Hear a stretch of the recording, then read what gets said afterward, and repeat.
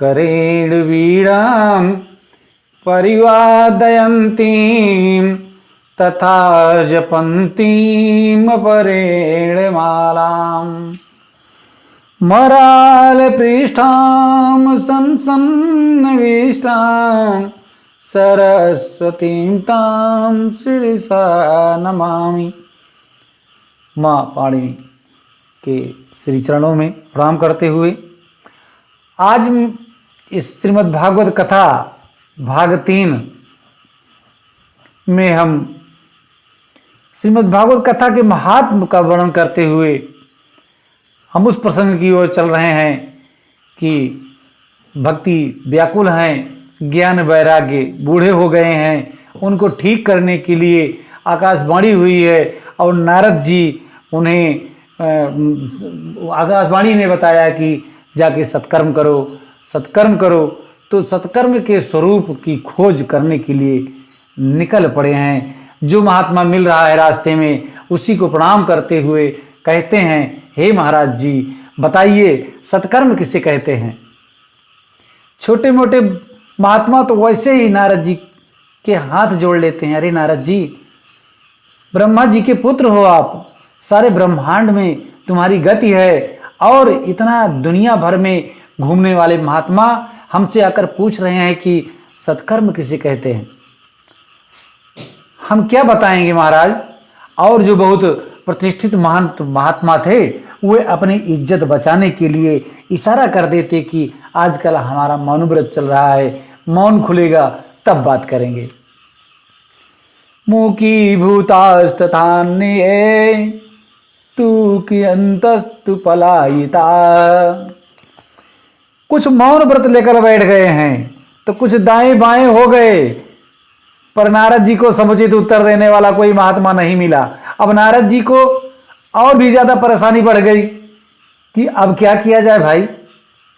सामान्य कोई व्यक्ति दवा पूछे तो कोई भी डॉक्टर बता देगा, पर कोई बहुत अनुभवी विख्यात डॉक्टर यदि कोई औषधि पूछे तो छोटे मोटे डॉक्टर बताने में भी साहस नहीं जुटा पाते कि इतना बड़ा विशेषज्ञ हमसे पूछ रहा है, क्या बताएं। नारद जी कोई अपने में कम संत थोड़े ही हैं, महान संत हैं, उनको जवाब देने वाला कोई ऐसे थोड़े ही साहस कर लेगा। जब कहीं से कोई भी जवाब नहीं मिला तो नारद जी सीधे बद्रीनाथ की ओर चल पड़े कि भगवान नरनारायण वहां नित्य निवास करते हैं, ऐसी विशालापुरी बद्रीनाथ में मेरा समाधान अवश्य हो जाएगा। यही सोचकर नारद जी बद्रीनाथ में विचरण कर रहे थे कि सनकादि चारों भाइयों से भेंट हो गई। नारद जी अपनी पूरी व्यथा कथा सुनाते हुए कहते हैं कि महाराज अब आप ही बताइए, आपने मेरी चिंता का कारण पूछा तो मैंने पूरी समस्या पूरी सामने रख दी। अब कृपया करके बताइए कि वह सत्कर्म कौन सा है जो आकाशवाणी ने मुझे बताया था। महाराज आप भी कोई साधारण महात्मा नहीं हो, आपकी सबसे बड़ी विशेषता तो यह है कि सदैव वैकुंठ में पहुंच गए। आप इतने महान हो। वहां भगवान के नित्य पार्षदों ने जब आपको रोकने का दुस्साहस किया तो टिंगड़ी भ्रिकटी करके 3 जन्म के लिए उन्हें धरती पर गिरा दिया। एसां भ्रूभृंग मात्रेण द्वारे पालौ हरैः पुरा भूमो निपतितो सद्दो यत कृपातः पुरं गतो। भ्रिकटी टिंगड़ी करने मात्र से भगवान के नित्य पार्षद नीचे गिर गए और आपकी कृपा से ही फिर पुनः अपने स्थान पर पहुंचे। यह आपकी प्रतिभा और तपस्या है। प्रत्यक्ष आपके जीवन में उस तपस्या का प्रभाव यह है कि 24 घंटे हरि शरणम हरि शरणम हरि शरणम हरि शरणम मंत्र का जप आपके श्रीमुख से चलता रहता है। इसलिए जरायुष्मान न बाधते, आपको कभी बुढ़ापा नहीं आता ही नहीं है। पूर्वजों के भी पूर्वज हो गए पर आप 5 साल से कभी 6 साल के नहीं हुए। कालगति आपको प्रभावित नहीं कर पाती है, इसलिए आप जैसे संत और कहाँ होंगे। कृपया मुझे आप ही बताइए कि यह सत्कर्म कौन सा था जो आकाशवाणी ने मुझे बताया था। चारों भैया मुस्कुराते और बोले, नारद जी, मात्र इतनी छोटी सी बात को लेकर तुम इतने परेशान हो रहे हो? बिल्कुल चिंता त्याग दो, समाधान हमारे पास है। मा चिंतां कुरु देवर्षे हर्षं चित्ते समावह उपाय सुख साध्यो अत्र वर्तते पूर्वे वही। सनकादियों ने कहा कि जो सत्कर्म आकाशवाणी ने कहा था वह कोई और नहीं बल्कि श्रीमद् भागवतालापा सा तू गीता सुखादि। सुखदेव जी जैसे परमहंसों के श्रीमुख से गाया हुआ वह मधुर गीत श्रीमद् भागवत ही वह दिव्य महाऔषधि है जिसका पान करते ही ज्ञान और वैराग्य की वह वृद्धावस्था दूर हो जाएगी और नव यौवन संपन्न होकर अपने मैया के साथ नाचेंगे। जब नारद जी को सनकादियों की बात पर विश्वास नहीं हुआ तो सनकादिक कहते हैं, नारद जी वही दावा हमारा है। तुमने हमारे वेद सुनाए, उपनिषद सुनाए, भगवत गीता सुनाई, परंतु हम आपको विश्वास दिलाते हैं कि सुखदेव जैसे परमहंसों का गाया हुआ यह जो भागवत का दिव्य मधुर गीत है, इसका श्रवण करने मात्र से ज्ञान और वैराग्य स्वस्थ हो जाएंगे, उनकी सारी बीमारी दूर हो जाएगी। नारद जी बोले, महाराज भागवत तो मैंने भी पढ़ा है, मेरे पिता ब्रह्मा जी ने ही मुझे भागवत का अध्ययन कराया था, इसलिए मैं जानता हूं कि भागवत में जो भी व्याख्याएं हैं वह सब वैदिक सूत्रों की ही व्याख्या है। वेद रूपी वृक्ष का ही तो फल श्रीमद् भागवत है। जब वेद उपनिषद सुनाने से कुछ नहीं हुआ तो वेदों की व्याख्या करने वाले ग्रंथ श्रीमद् भागवत से भला क्या हो सक जाएगा? श्रीमद् भागवत क्या कर पाएगी? सनकादिक मुस्कुराते हुए बोले, नारद जी, कोई आम का मीठा फल खाने वाला यह कहे कि वाह, फल जब इतना मधुर है तो वह वृक्ष ही कितना मधुर होगा। जिसने इसको पैदा किया है और फल को त्याग कर कोई वृक्ष चबाने लग जाए तो क्या माधुर्य रस मिलेगा?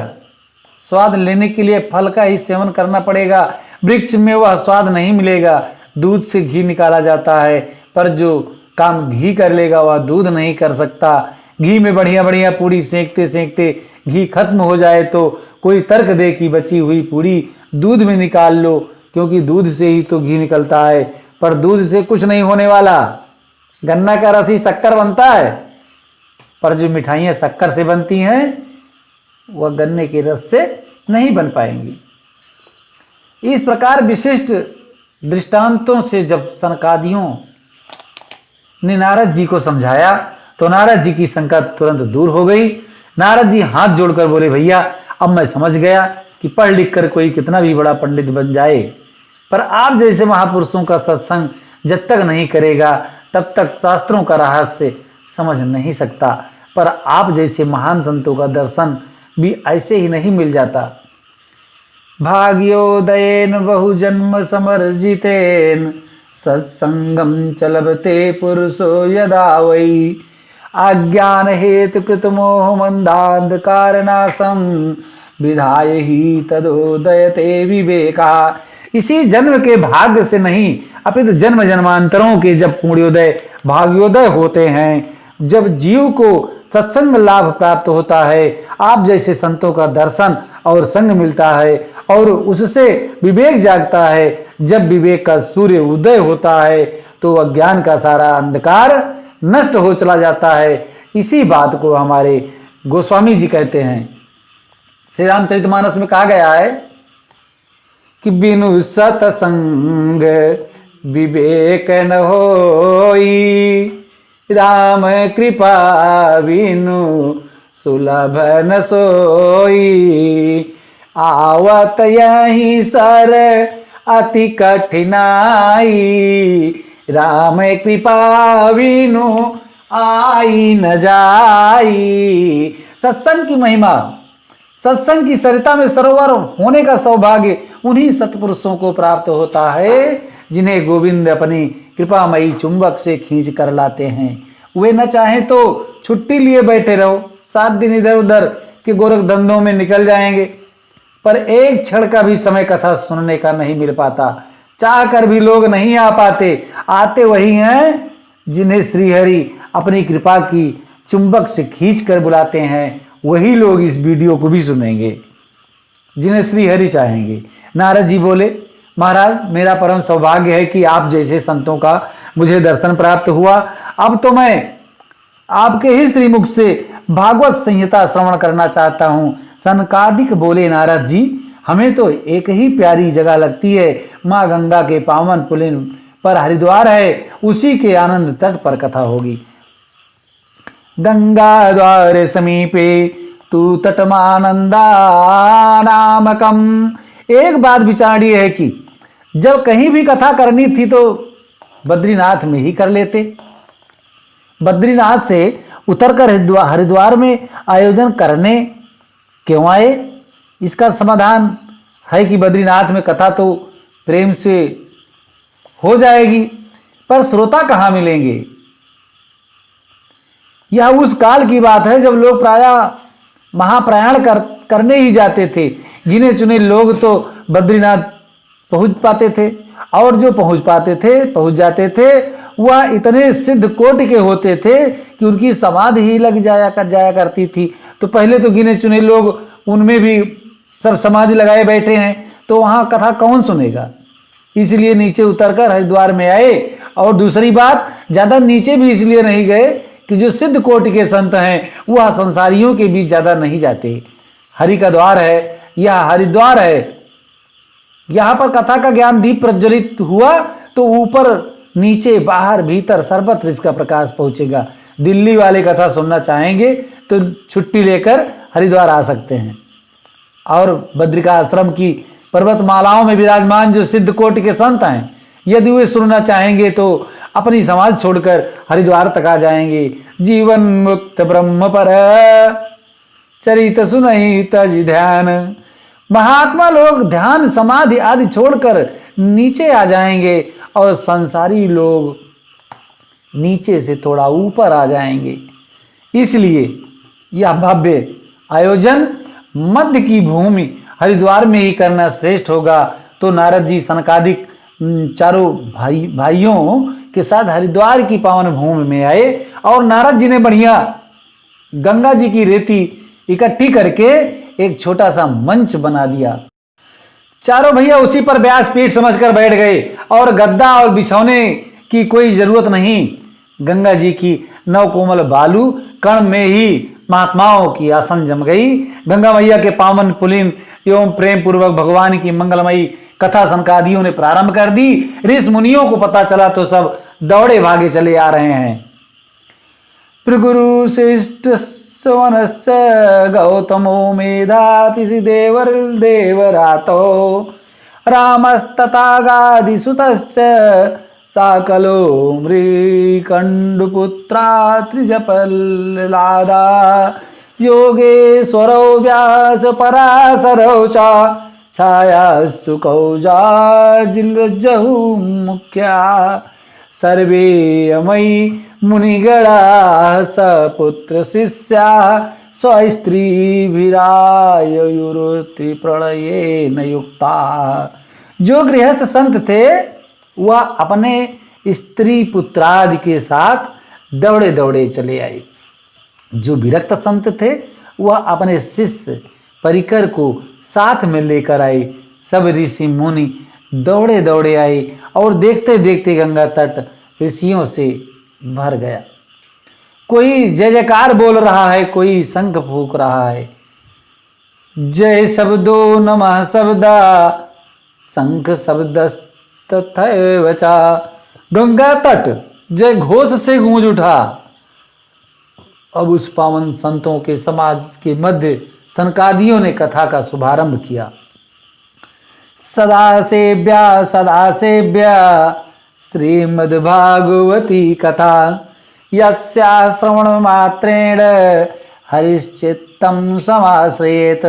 सनकादि कहते हैं भगवान की कथा सदैव श्रवण करने योग्य है।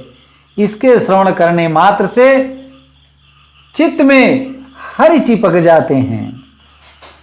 वह टेढ़ी टांग वाला द्रवीभूत चित्त में ऐसा गड़ जाएगा कि तुम निकलना तो निकलेगा नहीं। पुरुष सूक्त, गायत्री आदि के जप से जो सुकृत प्राप्त होता है वह भागवत के श्लोक के पाठ करने मात्र से प्राप्त हो जाता है। और मानव तन पाकर भी जिसने इस परम लाभ को प्राप्त नहीं किया वह चांडाल के समान है, गधे के समान है, श्वास लेता हुआ मुर्दे के समान है। इस प्रकार न जाने कितनी गालियां दे डाली। नारद जी ने पूछा, महाराज आप क्यों गाली देते हो? सनकादिक बोले, यह गाली हम नहीं दे रहे हैं। एवं बदंती दिवी देव समाज मुख्या, ऐसा आकाश में खड़ा पूरा देव समाज कहता है कि इन अभागों को देखो, भगवान के चरितामृत की पवित्र धारा बह रही है और यह उसमें आचमन और अवगाहन नहीं करते। हम लोग अमृत का कलश लेकर गए, फिर भी भगा दिए गए। इन्हें तो कथा मृत सुलभ है, पर यह लोग इसका लाभ नहीं लेते, इसलिए उन जीवों के दुर्भाग्य पर देवता उन्हें गालियां देते हैं।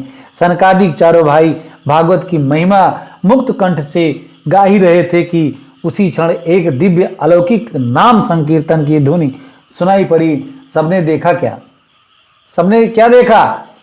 भक्ति सुतौ तरुलो गृहीत्वा प्रेमैक रूपा सहसा विरासीत श्री कृष्ण गोविंद हरे मुरारे नाथेति नामानि मुहुर्वदन्ति। भक्ति महारानी अपने पुत्र ज्ञान और वैराग्य के साथ सबके बीच में प्रकट होकर ताता थैया करके नाच उठी और झूम झूम कर नाम संकीर्तन गा उठी। समस्त श्रोता समुदाय भक्ति मैया के साथ भगवान नाम संकीर्तन में लीन हो गई। श्री कृष्ण गोविंद हरे मुरारी हे नाथ नारायण वासुदेवा। श्री कृष्ण गोविंद हरे मुरारी हे नाथ नारायण वासुदेवा। हे नाथ नारायण वासुदेवा। हे नाथ नारायण वासुदेवा। इस प्रकार से भगवान के मधुर मंगलमय नामों का दिव्य संकीर्तन करती हुई माता भक्ति श्रोता समुदाय के बीच प्रकट हो गई। श्रोता बंधु सब तर्क वितर्क करने लगे। कथम प्रविष्टा कथमागतेयम मध्य मुनीनामिति तर्कयन्ता। यह कहाँ से आई? कब इन्होंने हमारे बीच प्रवेश किया? पता ही नहीं चला कैसे प्रकट हो गई।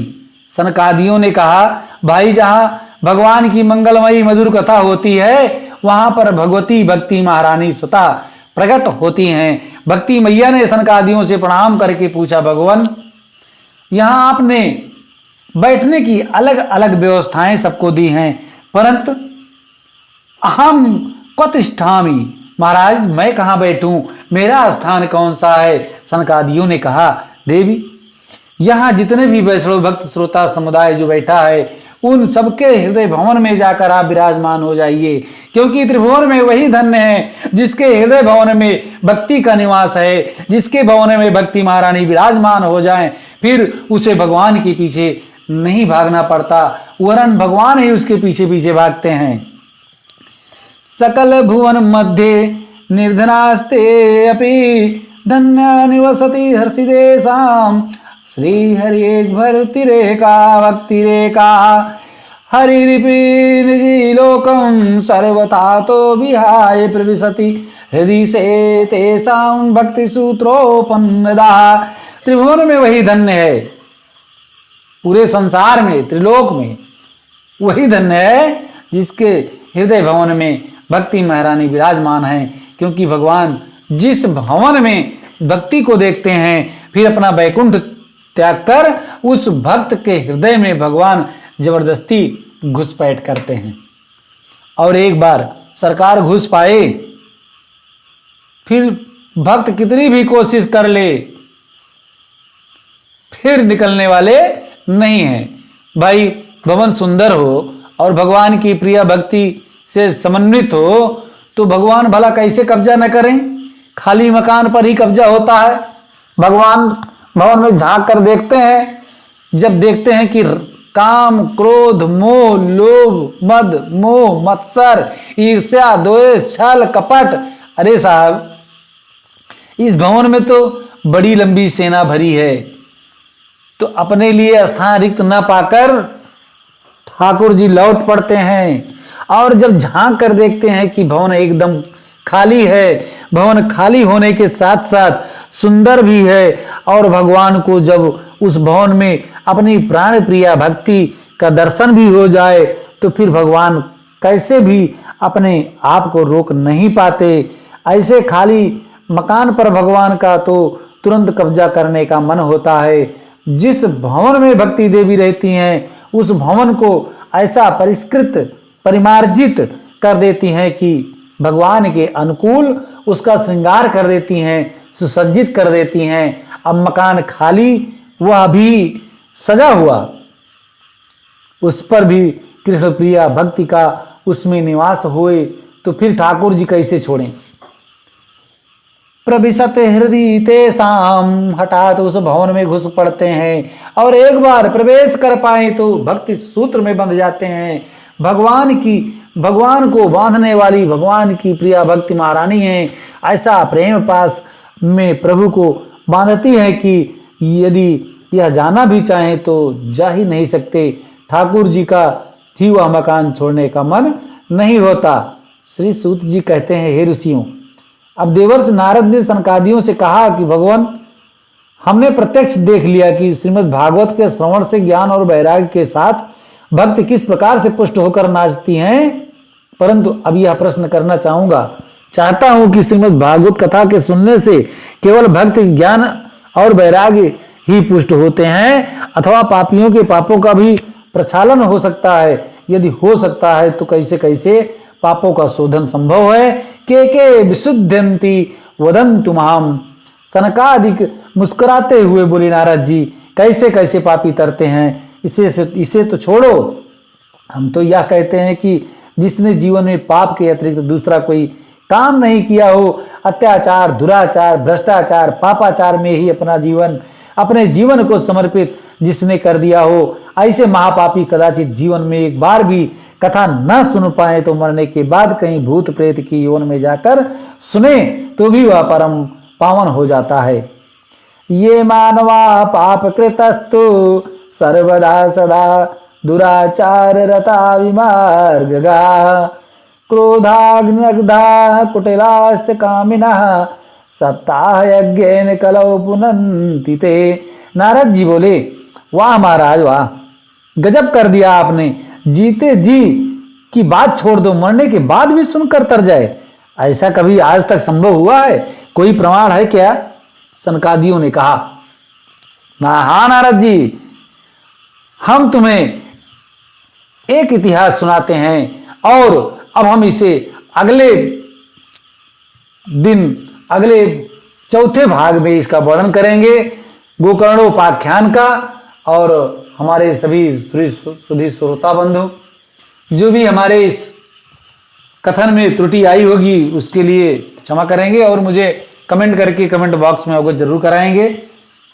और हम चाहेंगे कि आप लोग हमारे इस चैनल को अधिक से अधिक सब्सक्राइब करें और बेल आइकन जरूर दबा दें, जिससे कि हमारे सभी भाग आपको बराबर मिलते रहें। जय श्री राधे, जय श्री राधे।